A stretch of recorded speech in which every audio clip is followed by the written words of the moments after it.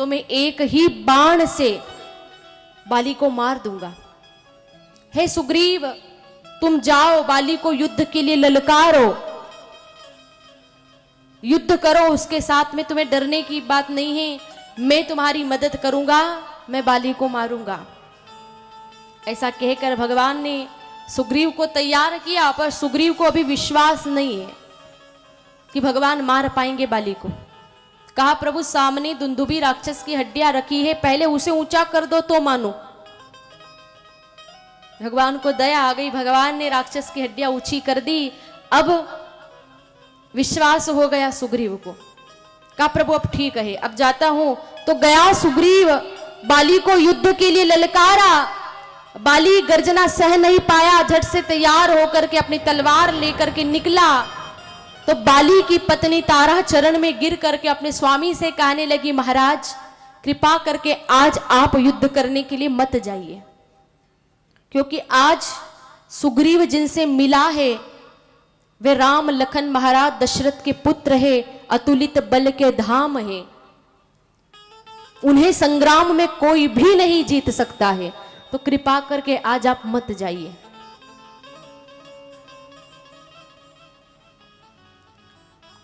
तो बाली अपनी पत्नी से कहने लगा कि हे डरपोक स्त्री, तू मुझे भय दिखा रही है।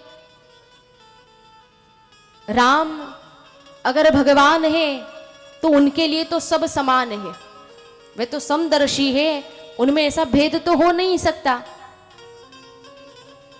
कि सुग्रीव उनको अच्छा लगे, प्यारा लगे और मुझसे कोई ईर्ष्या करे, वे तो समदर्शी है। समझा करके निकला वह युद्ध करने के लिए। सुग्रीव आया, बाली और सुग्रीव की लड़ाई जम गई, लेकिन बाली बहुत बलवान था, उसने प्रहार किया जैसे ही सुग्रीव के ऊपर, सुग्रीव घायल हो गया, भागता भागता आया भगवान के पास में। मैं प्रिया खंडेलवाल इंदौर शहर से हूँ। मैंने घर से ही खाना बनाना सीखा है। मैं बहुत आसान तरीके से वेजिटेरियन रेसिपीज सिखाती हूँ मेरे यूट्यूब चैनल पर, तो आप मेरे यूट्यूब चैनल को ज़रूर सब्सक्राइब करें। उसी के पास में जो बेल आइकन है उससे भी क्लिक करें ताकि आपको नोटिफिकेशन आए मेरी वीडियोस की। आप यूट्यूब पे प्रिया खंडेलवाल को ज़रूर सर्च करें और सब्सक्राइब बटन पर क्लिक करें। कहने लगा, प्रभु मैंने पहले ही कहा कि वह मेरा भाई नहीं है, काल है। ऐसी हालत कर दी उसने मेरी, और आप तो कह रहे थे कि एक ही बाण से मार डालूंगा, तो प्रभु आप क्या कर रहे थे, आपने अभी तक बाण क्यों नहीं मारा उसे। तो भगवान कहने लगे कि मैं तो कब से तैयार था, लेकिन तुम दोनों भाई एक जैसे लगते हो, तो पहचान नहीं हो रही थी कि कौन बाली है और कौन सुग्रीव। गलती से अगर तीर तुम्हें लग जाता तो तुम दोनों तो एक जैसे लगते हो, कल फिर जाना। तो वह कहने लगा, नहीं प्रभु अब मैं जाने वाला नहीं हूं, बड़ी पीड़ा हो रही है। भगवान ने शरीर पर हाथ फेरा, सारी पीड़ा दूर हो गई, शरीर वज्र का बना दिया। समझा करके भगवान ने उसे भेजा, और जाते समय भगवान ने उसके गले में माला डाल दी। कहा, अब चिंता की बात नहीं है, अब मुझे पहचान हो जाएगी कि जिसके गले में माला है वह मेरा मित्र सुग्रीव है और बिना माला वाला बाली है। संत यहां बड़ा सुंदर अर्थ करते हैं, मानो भगवान ने सुग्रीव के गले में माला डाल करके बाली को यह बताया है कि मैंने जिसके गले में माला डाली है विजय उसी की होगी, अब भी समय है।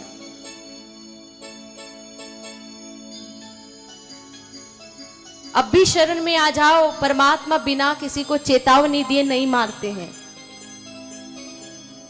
पहले जीव को सावधान करते हैं, लेकिन जीव समझ नहीं पाता। भेजा है भगवान ने सुग्रीव को।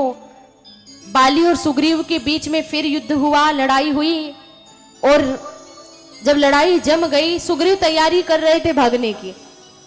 भगवान ने सोचा अगर अब भागेगा तो मुसीबत हो जाएगी, तो भगवान ने तीर छोड़ा बाली के ऊपर। जैसे ही तीर छाती पर लगा वह धरती पर गिर पड़ा। प्रभु श्री राम दौड़कर आए, सामने खड़े हो गए। राम जी को देखा बाली ने, मन में तो प्रेम है लेकिन मुख से थोड़े कठोर वचन कहता है। मन में सोच रहा है कि मैं कितना भाग्यशाली कि मेरी मृत्यु के समय प्रभु यहाँ उपस्थित है। लेकिन थोड़े कठोर वचन भगवान से कहता है बाली, मैं बैरी सुग्रीव प्यारा, बेरी सुग्रीव प्यारा, अवगुण नाथ कवन मोहि मारा, अवगुण नाथ पवन मोहि मारा, धर्म हेतु अवतरे गोसाई, धर्म हेतु अवतरे गोसाई, धर्म हेतु अवतरे गोसाई, धर्म हेतु अवतरे गोसाई, मारे हूँ मोहि व्याध की नाई, मारे मोहि व्याध की नाई, मारे हूँ मोहि व्याध की नाई। बाली भगवान से कहता है कि प्रभु आप तो समदर्शी हो, फिर आपके मन में ऐसा भेद क्यों आया? मैं बैरी सुग्रीव प्यारा, मैं आपका दुश्मन और सुग्रीव आपका प्यारा, मेरा अवगुण क्या है? क्यों मारा आपने मुझे एक व्याध की तरह? आप तो धर्म की रक्षा के लिए पधारे हो, धर्म हेतु अवतरे गोसाई, धर्म की रक्षा के लिए आपने अवतार लिया, फिर प्रभु आपने ऐसा क्यों किया? बाली अपनी गलती नहीं देख रहा है, भगवान का दोष निकाल रहा है। क्यों मारा आपने मुझे? तो भगवान के पास भी उत्तर है। भगवान श्री राम कहने लगे कि हे पापी, तूने पाप किया है इसलिए मार रहा हूं। कौन सा पाप? अनुज बधू भगिनी सुत नारी। हे पापी, अपने छोटे भाई की जो पत्नी होती है, छोटे भाई की पत्नी, अपनी कन्या, अपनी बहन, पुत्र वधू, ये चार बेटी के समान होती है, इनके साथ पुत्री की तरह व्यवहार करना चाहिए। लेकिन तूने क्या किया? तूने अपने भाई की पत्नी का हरण किया। तू अपने भाई की पत्नी पर गलत दृष्टि डालता है, अपने कक्ष में उन्हें रखता है, तो तू पापी नहीं तो और क्या है? और पापियों को मारने के लिए मैंने अवतार लिया। मैं प्रिया खंडेलवाल इंदौर शहर से हूँ। मैंने घर से ही खाना बनाना सीखा है। मैं बहुत आसान तरीके से वेजिटेरियन रेसिपीज सिखाती हूँ मेरे यूट्यूब चैनल पर। तो आप मेरे यूट्यूब चैनल को ज़रूर सब्सक्राइब करें। उसी के पास में जो बेल आइकन है उससे भी क्लिक करें ताकि आपको नोटिफिकेशन आए मेरी वीडियोज़ की। आप यूट्यूब पे प्रिया खंडेलवाल को ज़रूर सर्च करें और सब्सक्राइब बटन पर क्लिक करें। तूने पाप किया, तू पापी है, इसीलिए तुझे मार रहा हूं।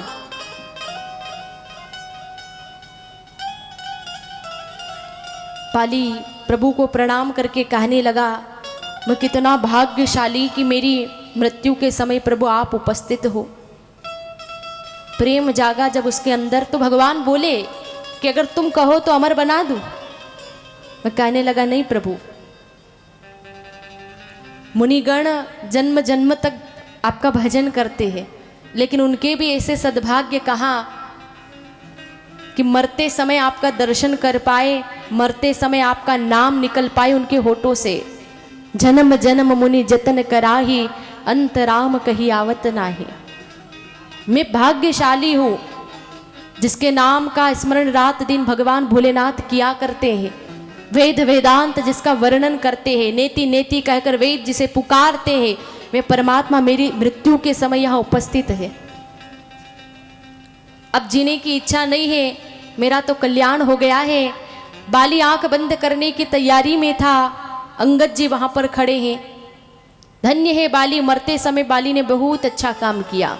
अपने जवान पुत्र अंगद को भगवान राम के हाथों समर्पित कर दिया। प्रभु, यह मेरा बेटा अंगद है, इसके अंदर मेरे जितना ही बल है, बुद्धि है, आज से यह आपका दास है। प्रभु, इसे आप स्वीकार कर लो।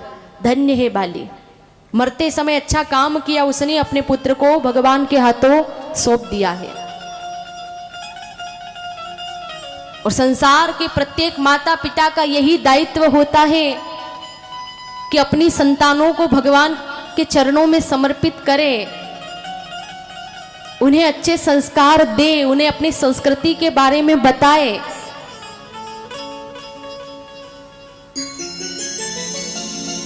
प्रत्येक माता पिता का यही दायित्व है कि संतानों में अच्छे संस्कारों की जागृति करे।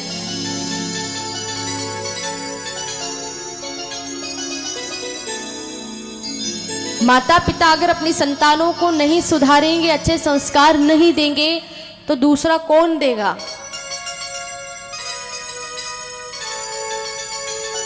संस्कार घर में ही दिए जाते हैं, और वह भी बचपन में। आपकी संतान जब तक छोटी है, अबोध है, तब तक ही आप उन्हें अच्छे संस्कार दे करके एक सही दिशा दिखा सकते हो। क्योंकि बड़े होने के बाद भले आप लाख प्रयास करो, कुछ नहीं हो सकता। फिर बाद में लोग रोते हैं, ऐसा हो गया, संतान बिगड़ गई। बचपन में तो ध्यान देते नहीं है। आप अपने बच्चों से लाड़ प्यार करो। बच्चे प्रेम के भूखे हैं, उन्हें और कुछ नहीं चाहिए। खूब प्रेम करो, उनको लाड़ प्यार करो, लेकिन अनुचित लाड़ प्यार नहीं। ऐसा भी लाड़ प्यार नहीं कि जिससे वे बिगड़ जाए। बचपन में बहुत ध्यान रखने की आवश्यकता है। अच्छे संस्कार दीजिए, यह माता पिता का दायित्व है, क्योंकि प्रथम गुरु माता पिता ही होते हैं। बचपन में बच्चा बिल्कुल भोला होता है, एकदम निर्दोष, कोई कपट होता ही नहीं है। ये तो जैसा उसे सिखाया जाता है वैसा वह बन जाता है। जैसा आचरण उसके सामने किया जाता है उसका भी पूरा पूरा असर पड़ता है। क्योंकि बच्चा बहुत जल्दी अनुकरण करता है। जो उसके सामने होता है वह देखता है, उसका उसके जीवन पर बहुत असर पड़ता है। देखा देखी बहुत जल्दी करता है वह।